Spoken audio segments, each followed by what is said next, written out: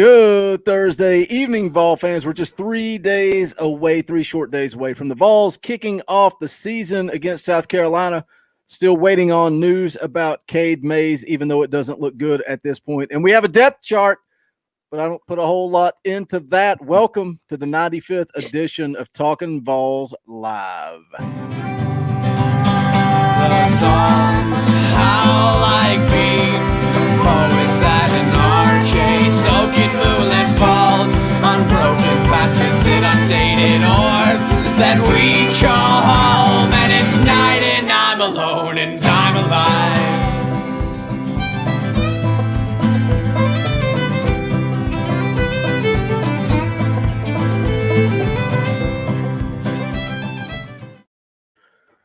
Welcome to Talkin VAWLS, episode number 95. My name is Boogie Bentley. I'm Balls JP. And I'm UT Dauber. What's happening? If you are a first-time listener just joining us, welcome to the channel. We ask you that you smash that thumbs up, subscribe, join us every Wednesday night, 7 p.m. Eastern, and every Saturday after the game, sometimes before. Make sure you're subscribed so you don't miss out. But we appreciate all of the support. But again, if you're a first-time listener, look, we don't claim to be experts. We don't claim to be insiders. We are just three dudes that love Tennessee football, and we enjoy spending every Wednesday and Saturday right here on the Talkin VAWLS Network with you guys. Let's run down the chat. Let's see who was hanging out bright and early. James Gentry was here dropping those custom emojis. If you want to know how you can use that Power T, those Boogie, JP, Dauber, Coach Pruitt emojis, just right under subscribe, hit join the channel for 99 cents a month. That's all you got to do. And you can use those custom emojis. Troy Lee Nugent is here, says he's already nailed that like button, which we appreciate. The Fig Freak is here. Drop by to say, hey, hit that like button, and I think he is already gone. Hill Austin is here, said, my number is increased. I am present and accounted for. We're in a ratings war. We got to win. We got to get all the viewers in here as we can possibly get. IC86 is here. Everybody is here. Chief Cherokee's here. Tim Bradley has already smashed that like button and said, Tim, all the way from California. Yeah, I saw that. Man, that dude, he might as well work for National Geographic with the pictures that he posts on Facebook. Fubar 2020 is here and says, choke those chickens. Cody Branch is here. Everybody is here. Guys, we are glad you are here. Make sure you do smash that thumbs up. Again, subscribe to the channel. We're going to get into it. We're going to break it down. It's game week. Let's just start there. Let's start there. I'm changing gears right out of the gate. It's game week. The weather has changed at the absolute perfect time. Like, it is getting chilly outside, and I love it. Dauber, are you excited? Do you have the fire in your eyes? I do. I'm excited. I think you've got something in your eyes because you skipped a day. What day is it? It's Wednesday. It's Wednesday. What'd I say? You said Thursday. Well, I say Thursday because I do the Wrestling Council every single Thursday right here at 9 o'clock Eastern. I had to stop myself for a second and think, did I lose a day? But no, man, it's Wednesday. It's a little weird. I keep going back and forth. I get amped up. I get hyped. I'm ready. And then I'm like, man, this is just weird. It's weird. I anticipate a sloppy game. I don't know what to think. I don't think anybody knows what to think. But look, the bottom line is 3 to 4 months ago, at least play one game this year. We did not think we were going to play football 3 to 4 months ago, and now here we are. JP, how excited are you? Are you? I know you. Somebody's got to be excited. Let's stop with the being hesitant and shy, Dauber. Let's get excited. It's football time. I know. I'm fired up. I'm ready. I can't wait for them to put the ball in tee and kick it off.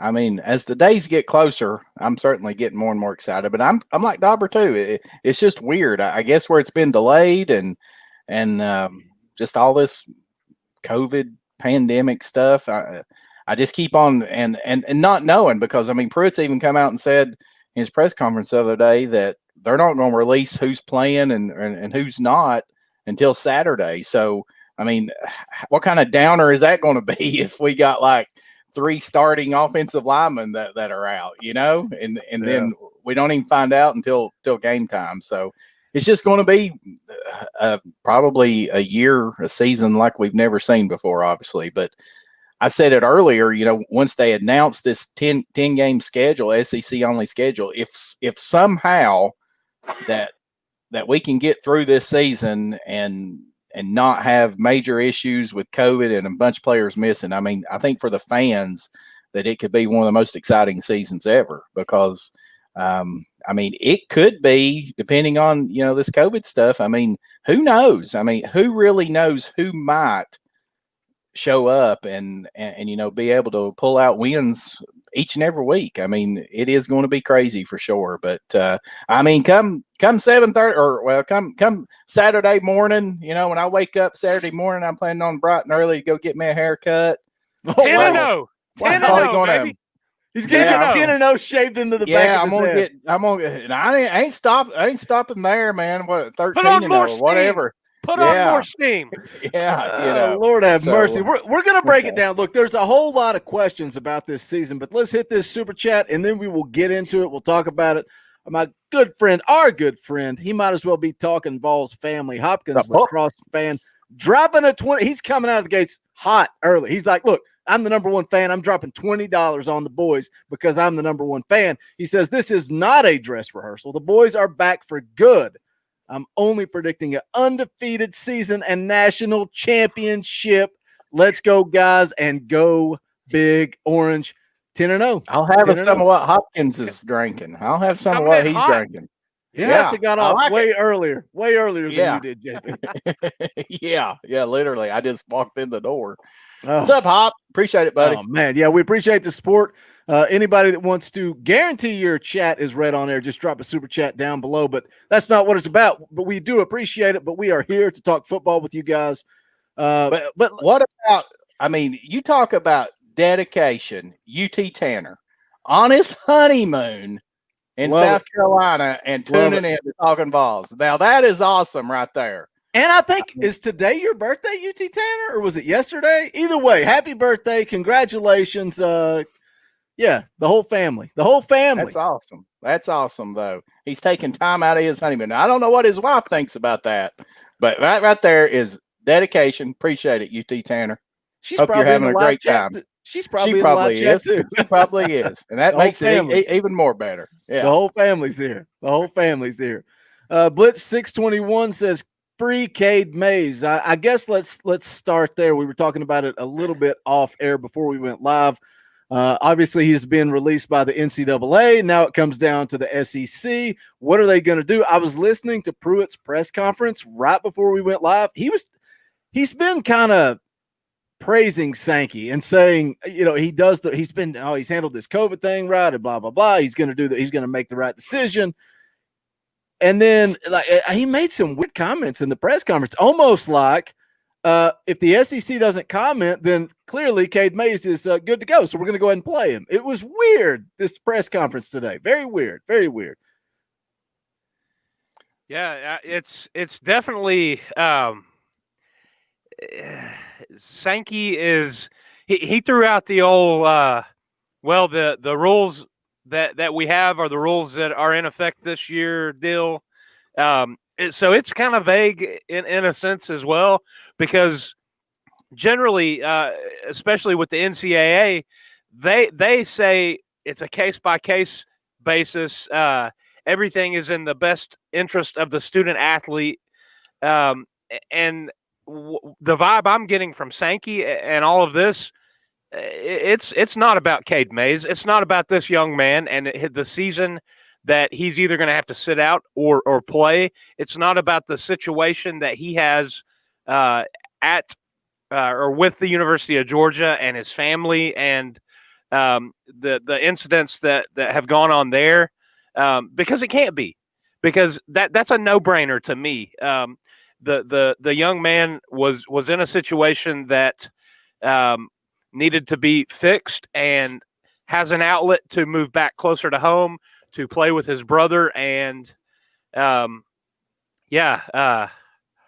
don't know, but it's not looking good based on what has been put out. To play devil's advocate, and this is not my belief, but to play devil's advocate, this would be the first time that an undergrad in conference transfer was approved. That said, the current status of the country, that the world that we're living in right now, and the fact that, what is it, JP? You're the recruiting expert. Next year, are these all in-conference transfers going to be approved for underclassmen? One-time transfer? What's that rule? What's the change for next year? Well, that's what they were talking about doing this year. I mean, and most people thought that was going to happen, and more than likely it would have had it not been for the COVID and the shutdown there in the spring. I mean, that's what the NCAA and all the conferences were going to agree on. And I think that's what Pruitt keeps on, going back to, and the fact that this year doesn't even count as far as players' eligibility goes. So basically, the SEC is saying everybody gets a free year except Cade Mays and the other two in conference transfers, because we do have to remember there's a Kentucky quarterback that transferred from Auburn that's trying to get clearance, and then there's one other player, I can't remember exactly where.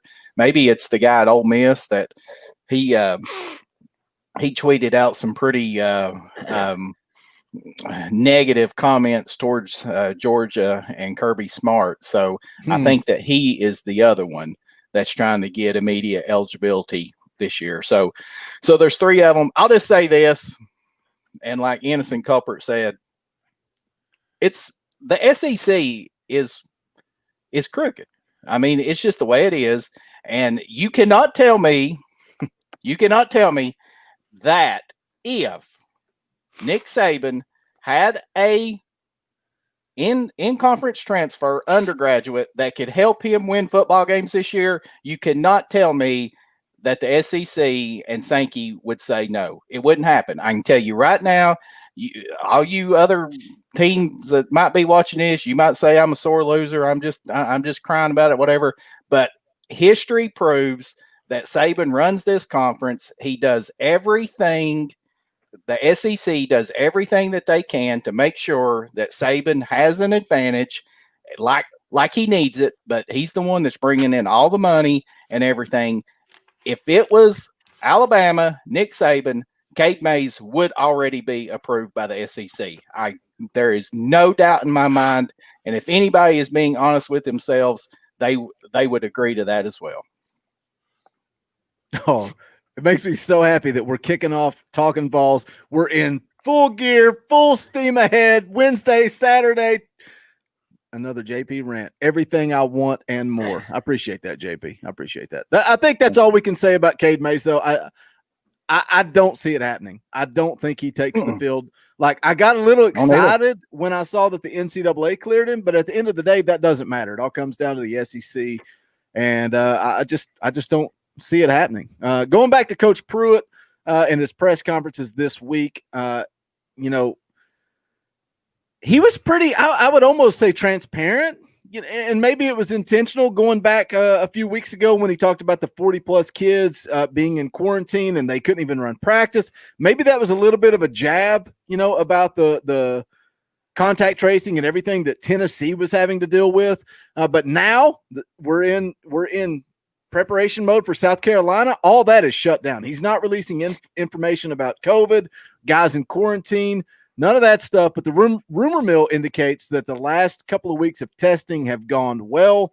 But Dauber, what are your concerns going into Saturday against South Carolina, that this team is going to come out and play sloppy? And look, this is across the board. And I know the testing is different, and the social distance, not social distancing, but the contact tracing, all that stuff is different from county to county. But what's your concern with Tennessee coming out sloppy on Saturday?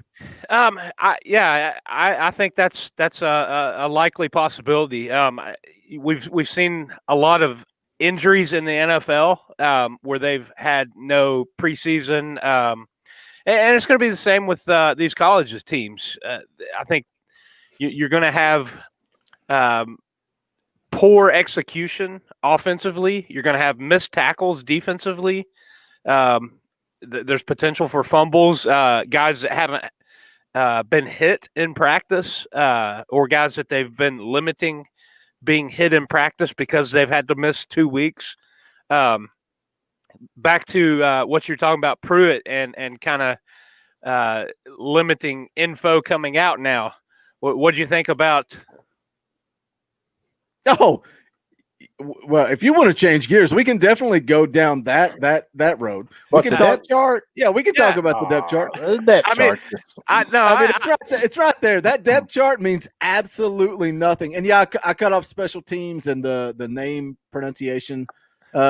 It's a lot of upperclassmen. You know, we've heard all this hype about these freshman wide receivers, and none of them make the 2 deep. Really? Yeah. Really? Nah, come on. And Brian Maurer is not the number 2 quarterback. It's JT Shrout. We all know that. Or a lot of ors, but that's Jeremy Pruitt, right? As soon as you sent it to us, I didn't even open your text, Dauber. I just sent back or and a smiley face because I knew what I was going to see. JP, what are your thoughts on the depth chart? Just absolutely meaningless. Well, I'll just admit this is the first time I've even really looked at it. I'm glad you ignored Dauber's text message. No, I didn't ignore it, but yeah, I just don't put much stock into it. So, yeah, I mean, gosh, I guess probably what's surprising maybe to me looking at it just a little bit, like you said, is the wide receivers. I think the defensive line's pretty interesting as well, because I definitely think Butler and Curart Garland and probably Bumpus is going to start. Kind of surprised that Emerson's at defensive end, but instead of nose, but who knows? I was hoping to see maybe Simmons, Elijah Simmons, make more of a progress with that. So, and who knows? I mean, he may come out and start. That's the thing with it. It's just really hard to say with that. But yeah, I don't put any much stock into it. How about Jeremy Pruitt coming out in the press conference, I think Monday, saying that all 70 guys that travel are going to play? Come on, Pruitt. Come on. Like, oh my goodness, his press conferences are almost comical. Like, I listen to him just to try to get some nuggets for the show, but it's like every time I listen, it's like, well, he's giving us nothing, absolutely nothing. Yeah, I mean, listening to Pruitt and all of his press conferences and everything, I mean, he's talked about how that they've been lucky to have enough players to hardly even practice and so forth. And of course, we know they've had to cancel that one scrimmage and everything. So I think that's been, a lot of it is just trying to get multiple players and just putting them out there. That's why I think Saturday is going to be extremely sloppy. I mean, to me, whoever is able to have less turnovers, less critical penalties, I think that the kicking game, special teams, I could see that being a huge, somebody making a huge play in special teams, turning this game. I mean, I fully expect it to be a close football game. I mean, I have a feeling that if I was Tennessee, I think what I would try to do, but we'll see if that happens. And I guess that we'll get into the predictions here towards the end of the show. So, but yeah, I'm expecting it to be sloppy, and I do think that there'll be a ton of players play because I think that there's been a ton of players that's had to practice. Yeah, because there've been so many out. You've had to slide around and kind of play out of position as well, which I think leads to the potential for sloppiness. Yeah, I mean, just thinking about all of these new wide receivers. I mean, not only are they freshmen, so obviously there's going to be a learning curve there of learning the offense and the route trees and stuff like that, but just making sure that they know, what route to run, and then making sure that they're running them correctly and the timing of it and all that. So, but let's play devil's advocate once again here. We can spin it and say, Tennessee is up against the wall. They've had this, they've had all this COVID testing and blah blah blah blah blah. Guys missed. So did South Carolina. So when it comes down to it, we're playing football on Saturday night, right? Right. Oh, yeah, absolutely. We've dealt with COVID. South Carolina's dealt with COVID.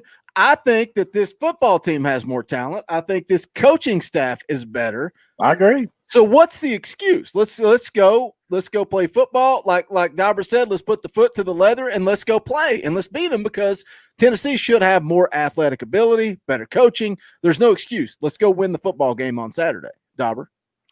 Yeah, I don't disagree with you there. On paper, Tennessee, I think, is the better team in the majority of the categories that you look at.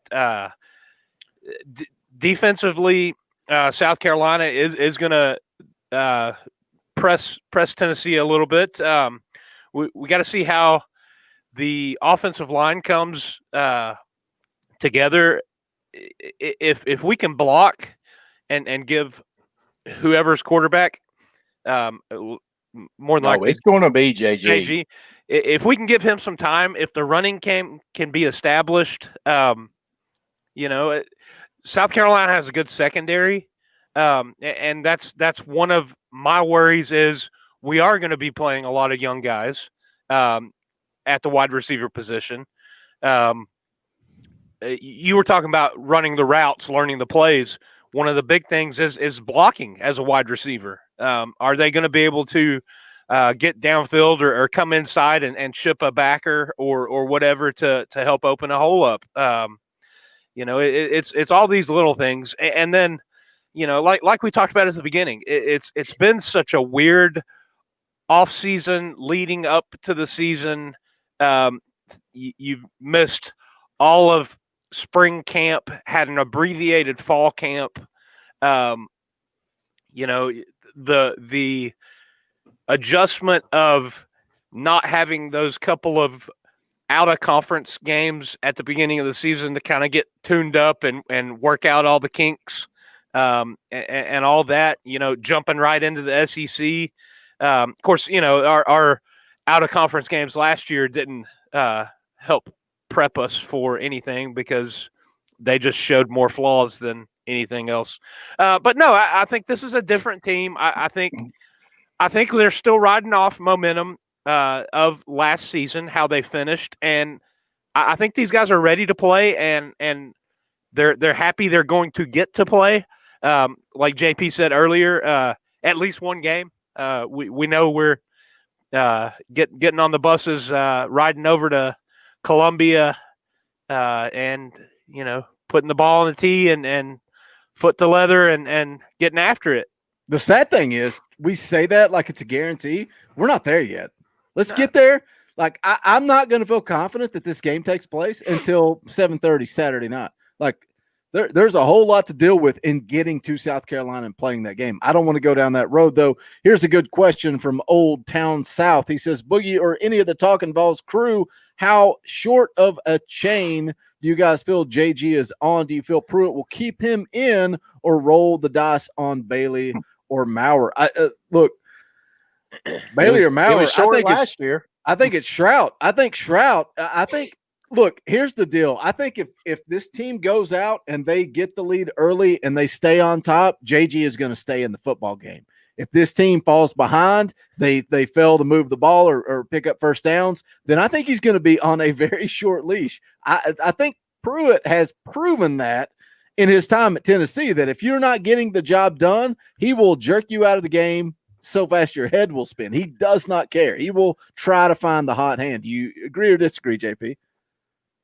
I mean, based on last year, he didn't have any problems jerking him out last year. And we was playing musical quarterbacks during that 6-game winning streak. That was what was so amazing about that winning streak, that we were able to win those games with there for a couple of games. He had Guarantano was coming in basically off the bench. The South Carolina game last year. What was it? I think Shrout. Well, actually, was it Jennings that technically got the start? Yeah, they ran the Wildcat on the first play, but Shrout came in after that. So, I guess I'm not for sure what's going on with Maurer. I think that he's been hurt. Yeah, I think it's been a hamstring and stuff. So. I really thought last year. I thought last year. I thought, man, if Maurer could get another year under his belt and just play with a little bit more, I don't want to say conservativeness, but just not be just out there just running around getting absolutely destroyed. I guess just playing smarter, and stuff. But I thought that he had some moxie to him, and would really had an opportunity. So it is kind of interesting that Shrouts kind of took over the second backup, but maybe that's a good thing. I mean, Shrout's got an arm on him for sure. I think that's been the concern. He's got two. Well, he has two arms, but he only throws with one. Well, you didn't say that. I mean, he does have two. Sorry. He does have two arms. But it goes back to what you said. The bottom line is, Mauer's been hurt, and Bailey, man, everybody thought Bailey was going to come in and be the next Peyton Manning. He just didn't get that opportunity, right? I mean, you don't get spring practice, and then fall practice is limited. It is what it is, man. I think we are all hoping. Look, JG, man, Jarrett Guarantano, he is a guy that I have defended to the end of the earth. I have defended to the end of the earth and probably been attacked more than I should have been over it. But the bottom line is I would love to see that kid come out and succeed. And everything is laid out for him to have success this year, right? Coming back second time under Jim Chaney. Just everything is there. But, I mean, potentially, I know we're talking about Cade Mays probably isn't going to get a play. It's up in here. It is. It's all in his head. But dude, you're talking about with or without Cade Mays, I'm going to go on record based on what JP told me in his season preview of the offensive line. This is one of the best offensive lines, if not the best offensive line in the SEC. So he should have plenty of potential.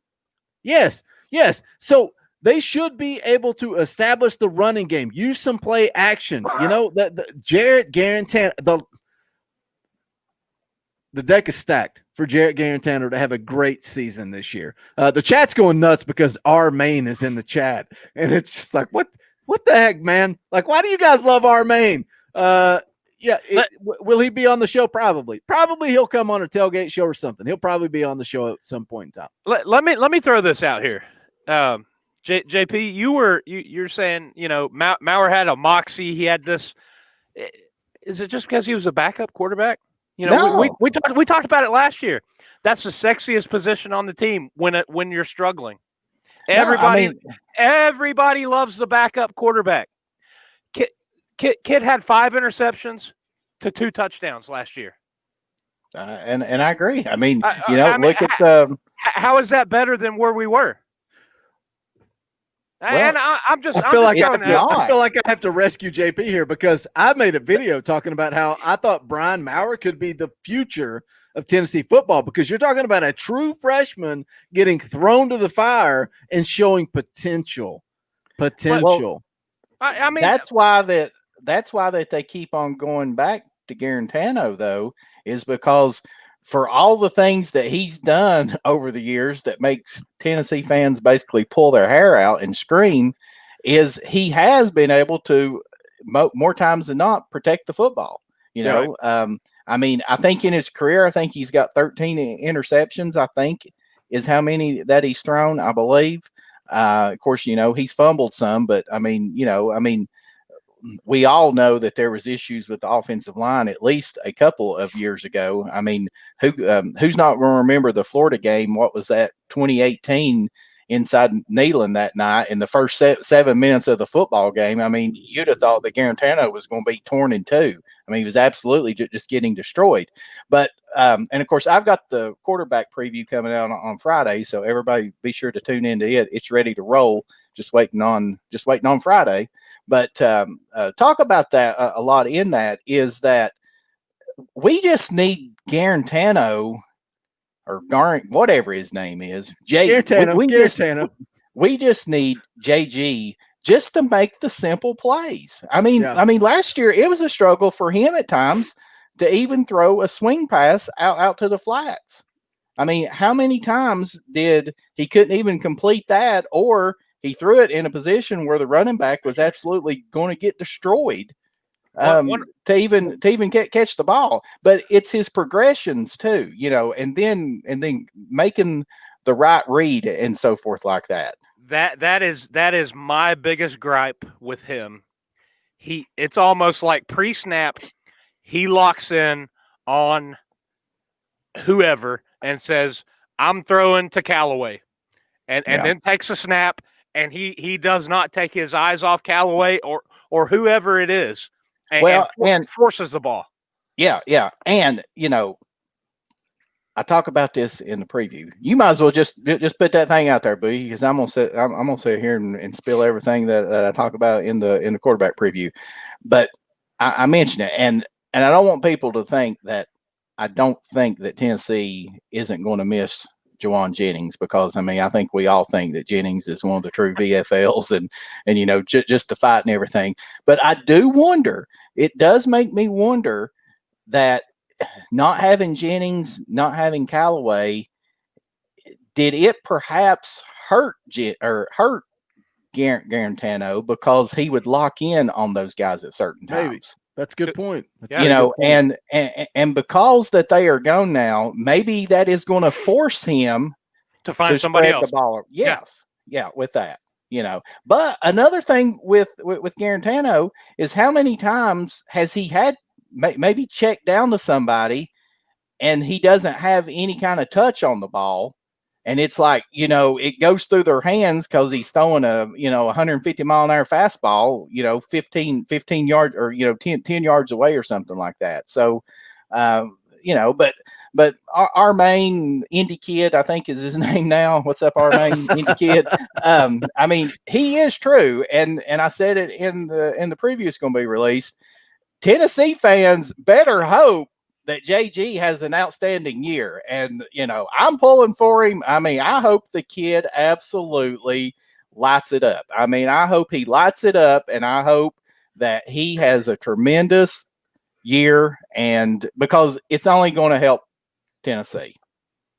I read something interesting that kind of compared him to Crompton.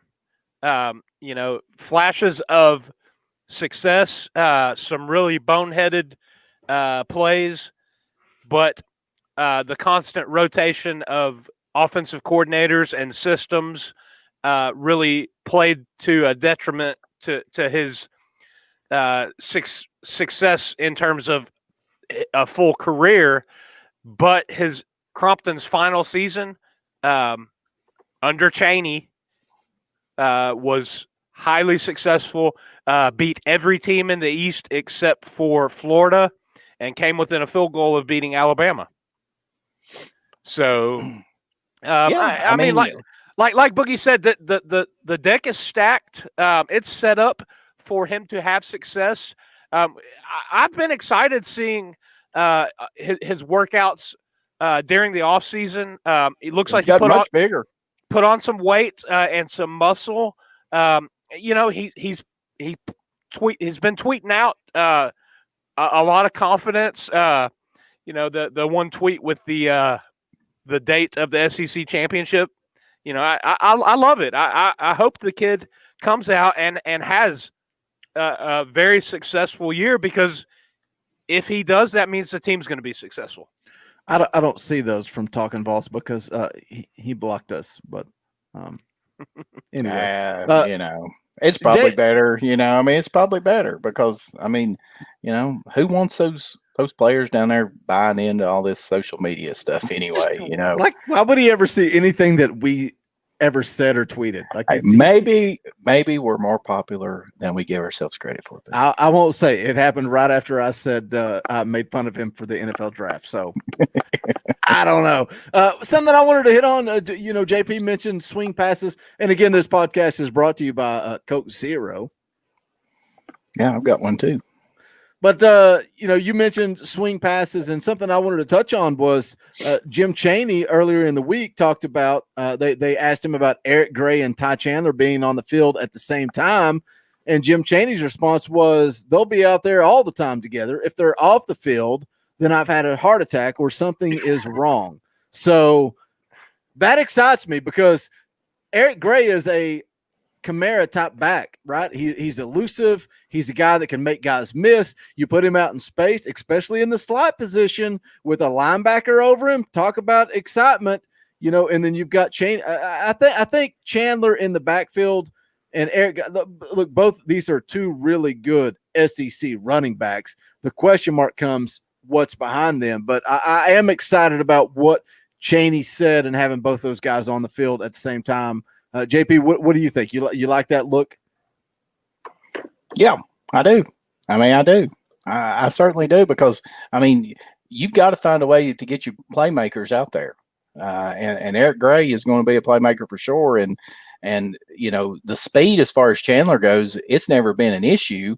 It's just been Chandler has been tackled way too easily. I mean, that's the thing with him. So can he find a way to break tackles, or keep from getting tripped up and so forth like that? But I mean, as far as speed, I mean, even go back to, I think it was his freshman year, he caught that pass right down the middle against Georgia and ran away from them. Then he had that big touchdown there a couple of years ago against Auburn and stuff like that.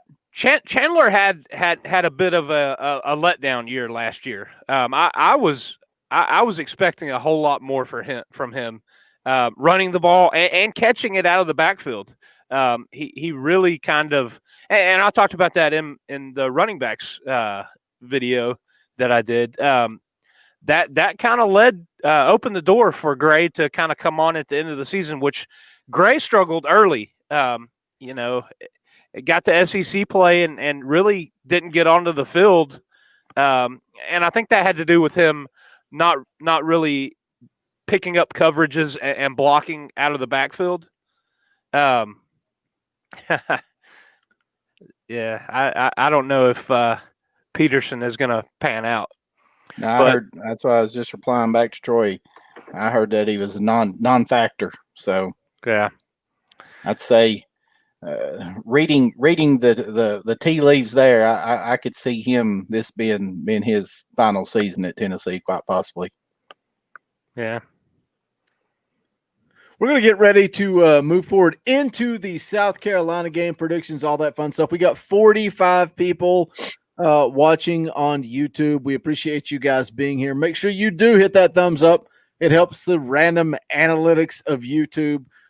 Make sure you're subscribed to the channel. Again, like JP just said, he's going to be dropping a position preview for quarterbacks coming up on Friday. If you missed any of our position previews, go back through the channel. You can see those.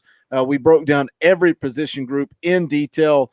Let us know if that's something you guys want. If you don't want it, let us know. This is your show. We're just kind of moderators, I guess. But we're going to get into predictions and all that fun stuff coming forward here in just a moment.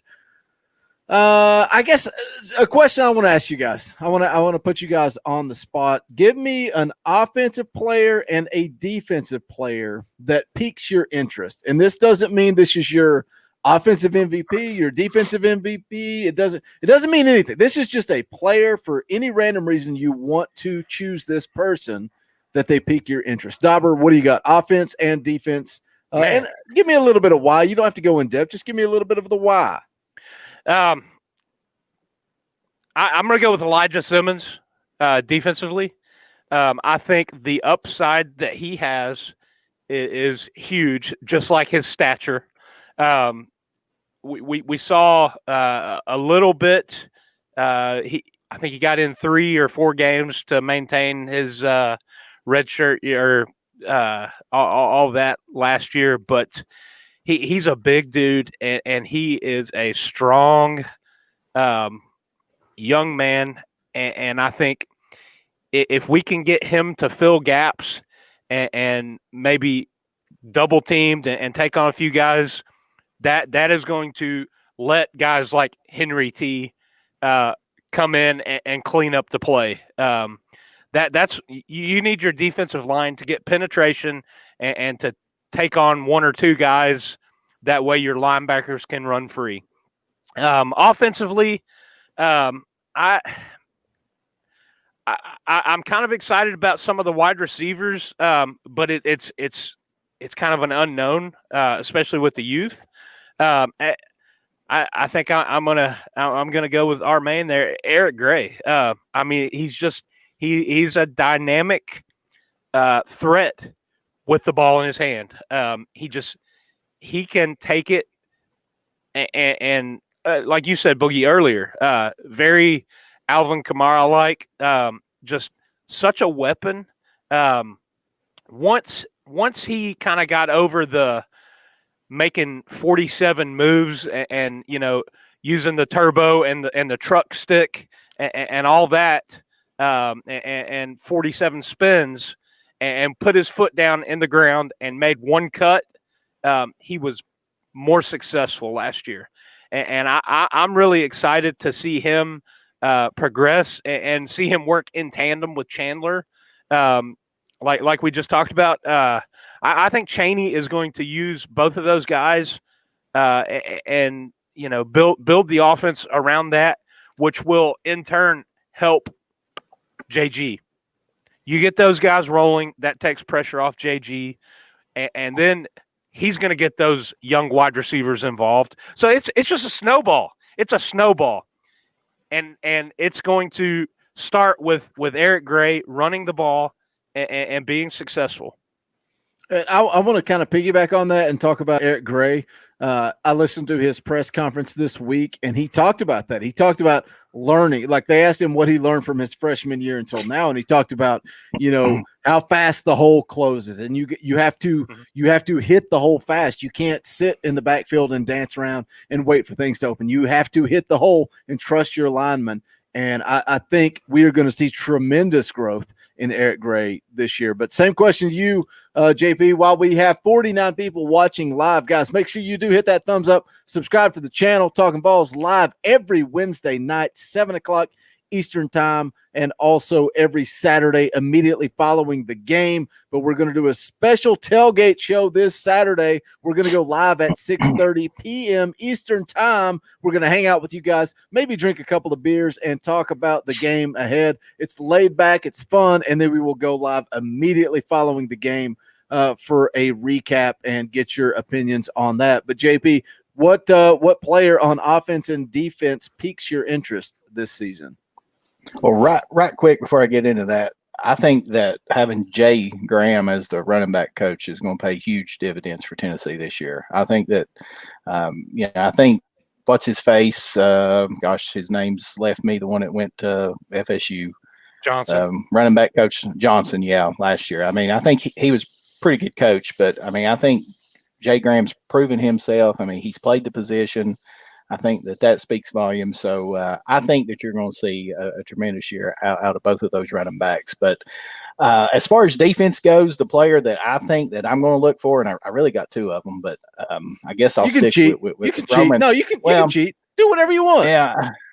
I think Roman Harrison, because in my opinion, the outside linebacker defensive end position, that's the most important position that Tennessee is going to have to find production from.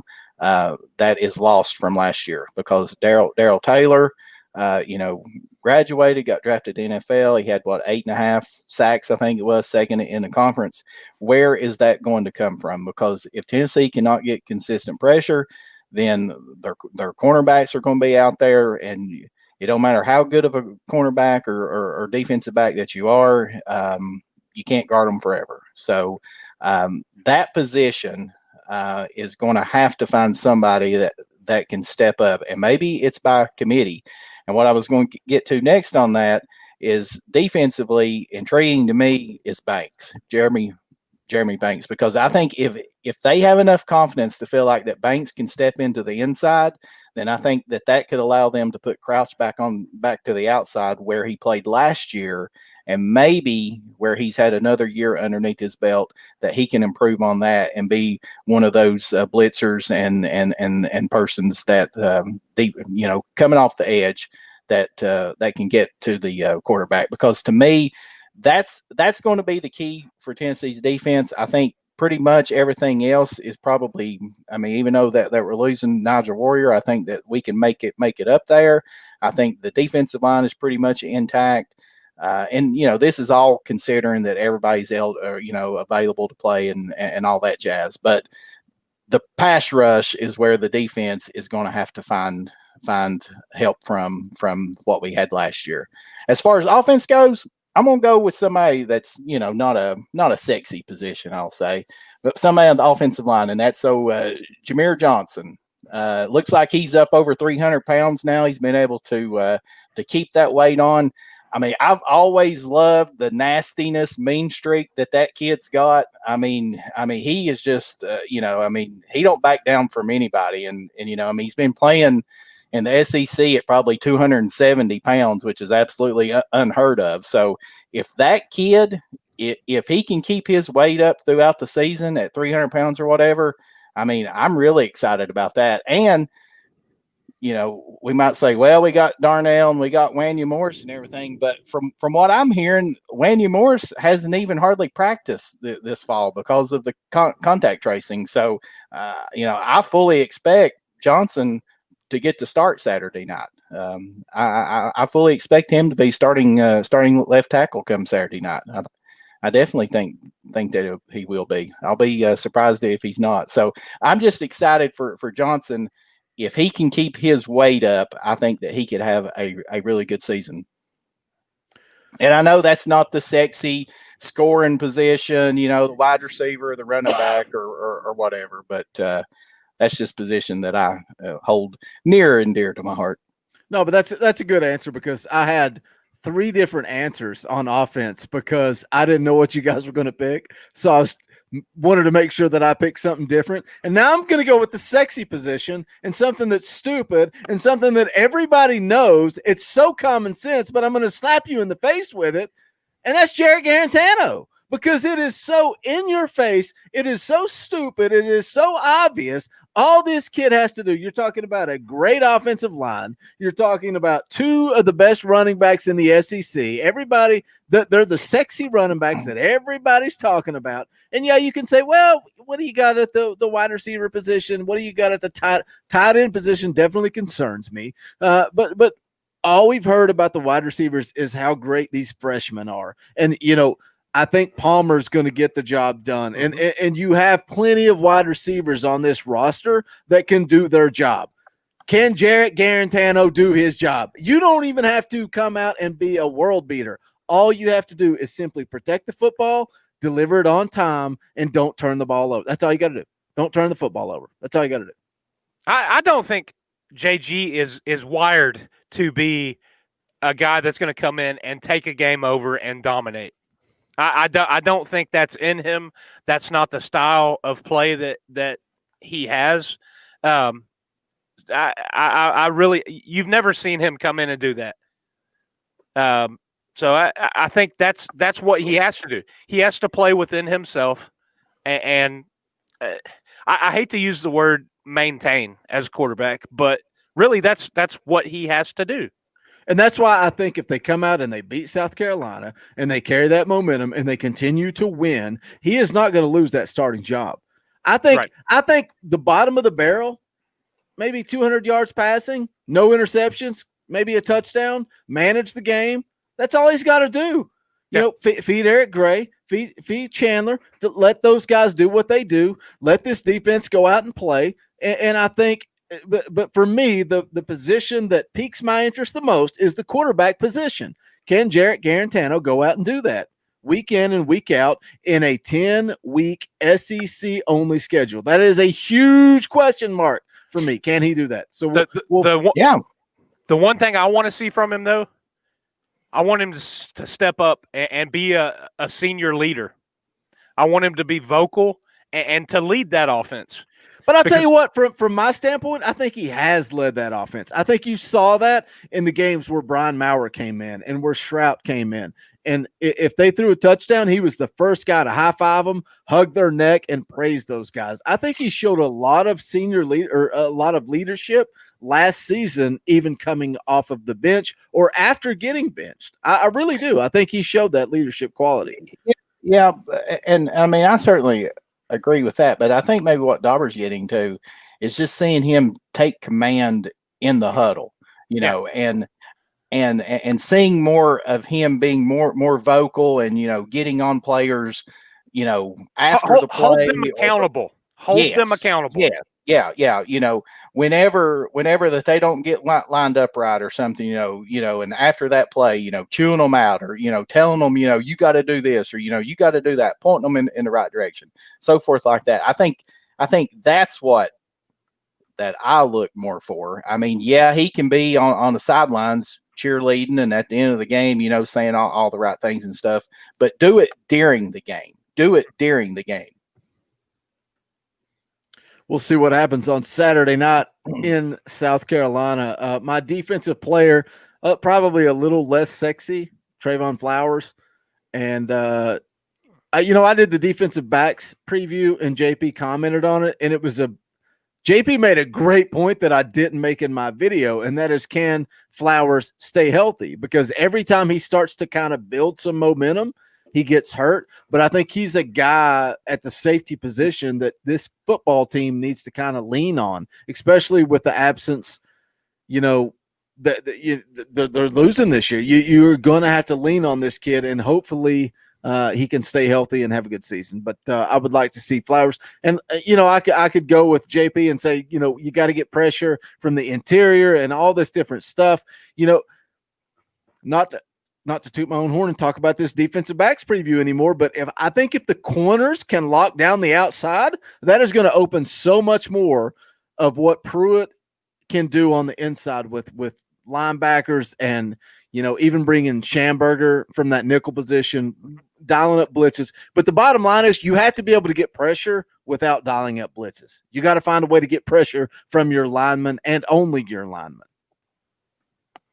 Yeah, I mean, there's a lot of times that because you keep on bringing blitzes, and these offensive coordinators are going to find that out, and they're going to end up burning you big time.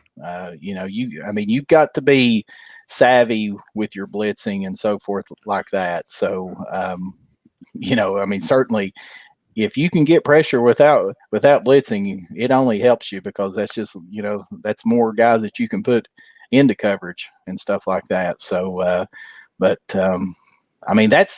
my big key for defense. Defense is finding somebody that can get pressure. Offense, to me, it all boils down to the play of two. I mean, that's what it all boils down to, because he plays halfway decent last year to start the season, and that's a 10 win football team. I mean, it's as simple as that. It's a 10 win football team last year. 100%.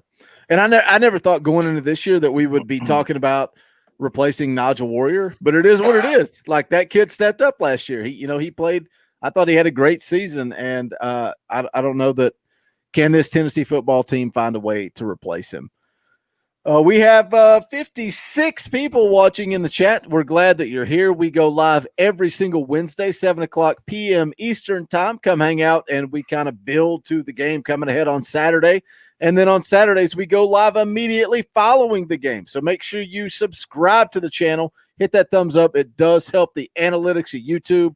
And also this Saturday, we're going to go live at 6:30 p.m. Eastern time for a special Talkin VAWLS tailgate show as we preview South Carolina. Anything else you guys want to touch on before we get into predictions? Anything else you want to talk about? Any topics? Dauber, what do you got? No, I was just gearing up for this prediction here.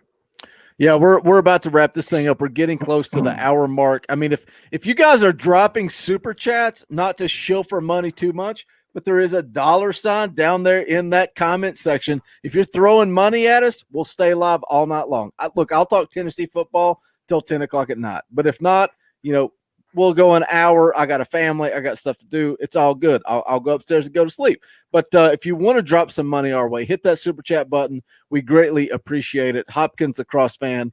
Love you, brother. Otherwise, you guys ready to get into some predictions? Ooh, predictions. It's we didn't even talk about it off air. Dauber, you still got stickers? Are you sending stickers to our listeners? I've still got some stickers here. All right, so here's the deal. We do predictions every single week. You guys can do them in the chat. That's fun. It's great. I can see him. I see Troy Lee dropping a prediction right now. I see Cody Branch dropping a prediction right now. That's all fine and dandy. When we end this live stream, you got to give it a few minutes. The video will process and come back. You got to go into the comment section and leave your prediction. Whoever gets the closest this week to the prediction, Dauber will send you a sticker. Indie Kid, you don't just get free stickers. You got to win the contest, brother. I've got a couple of these limited edition ones that we gave out at the Tap House last year for the Bowl Watch party. Let's do those. Sweet. Yeah, let's do those this week. Whoever, how many do you want to give away, Dauber? You can pick. You're the one that's sending them out.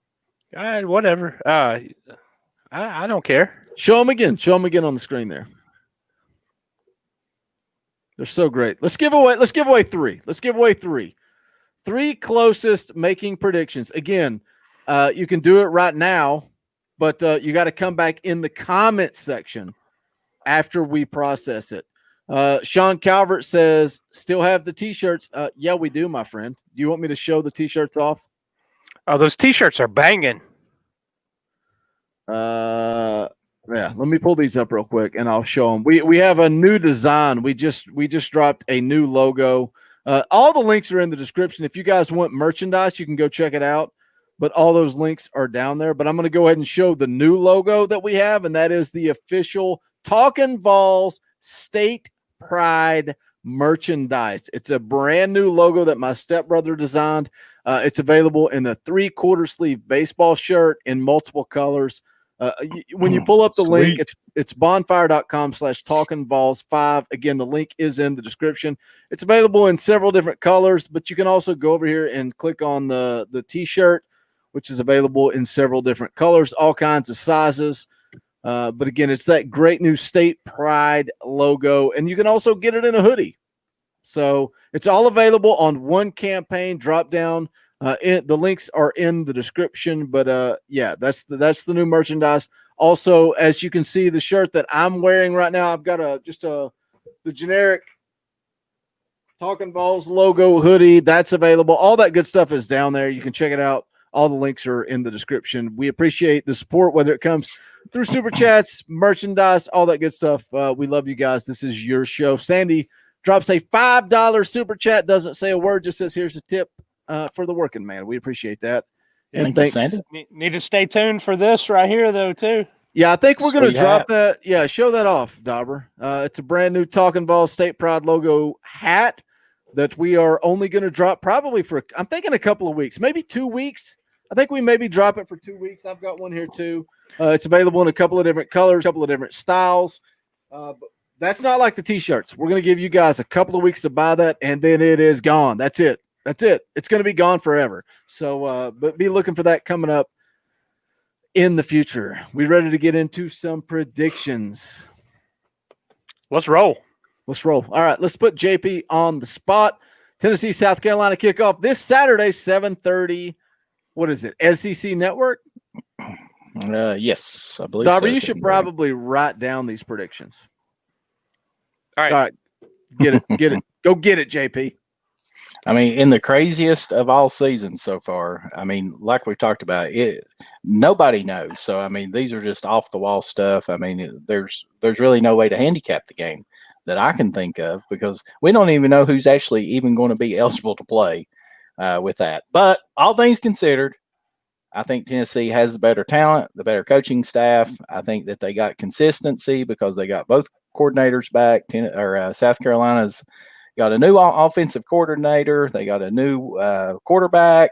Of course, you know, he's used to the offensive coordinator, but still all of that, they're trying to get all that together in a season where there wasn't any spring practice. It's been crazy with all the contact tracing and everything. I think too much is in favor of the Big Orange. I look for it to be close. I look for it to be ugly, sloppy, and I'd say Saturday night, we'll probably all be like, this is not going to be good because Guarantano is just not the answer.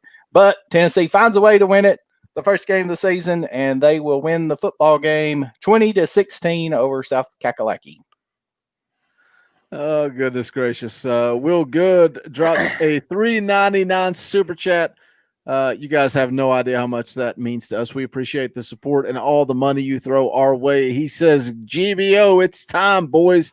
We are so excited. I cannot. Oh, my God. I can't. I've got a 4-day weekend. So I work tomorrow, and then I'm off till Tuesday. Woo. I'm so ready for football. I cannot wait. But Will Good, thank you so much for the support. We appreciate that. Dauber, what do you got? What's your prediction for this Saturday? Much like JP, I was going South Carolina, breaking in a new offensive coordinator, bringing in a transfer from Colorado State, and putting him at quarterback to compete in the SEC. They've got a running back that was injured that they were keying on having. A lot of high hopes on him. He's not there. They do have a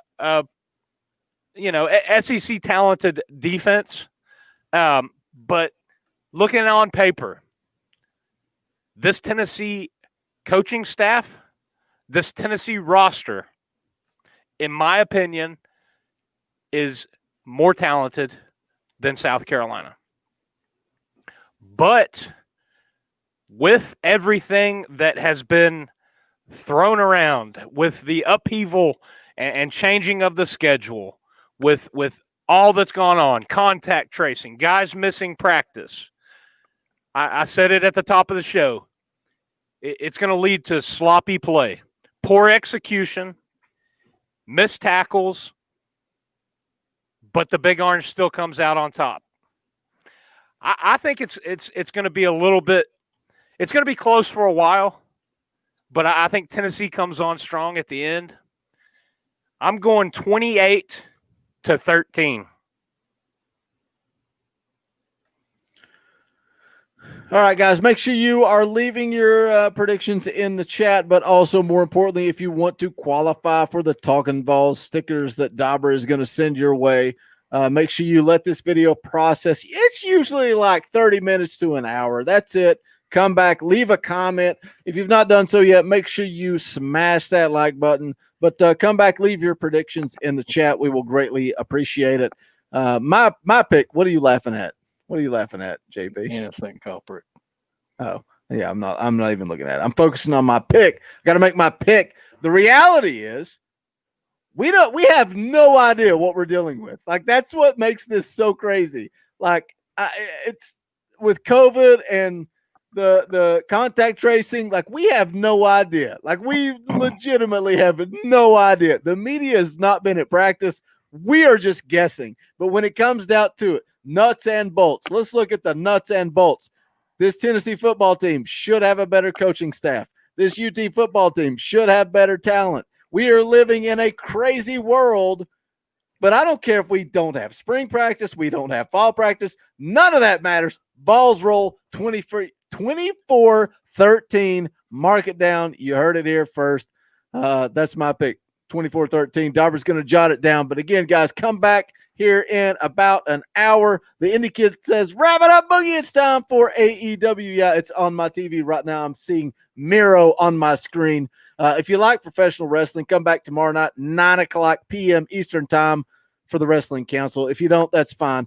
Talkin VAWLS will be back Saturday night, an hour before kickoff, 6:30 p.m. Eastern time. We will be right here for the Talkin VAWLS tailgate show, and then we will go live immediately following the game, whether it's 10:30, 11:30, midnight, 2 in the morning. Come join us. If you haven't done so, hit that thumbs up, subscribe to the channel, all that good stuff. For Balls JP, for UT Dauber, my name is Boogie Bentley. I just got one thing left to say, and that is go Big Orange. The songs howl like me, poets sat in our chains, soaking moonlit falls, unbroken past this inundated orb that we draw home, and it's night and I'm alone and I'm alive. The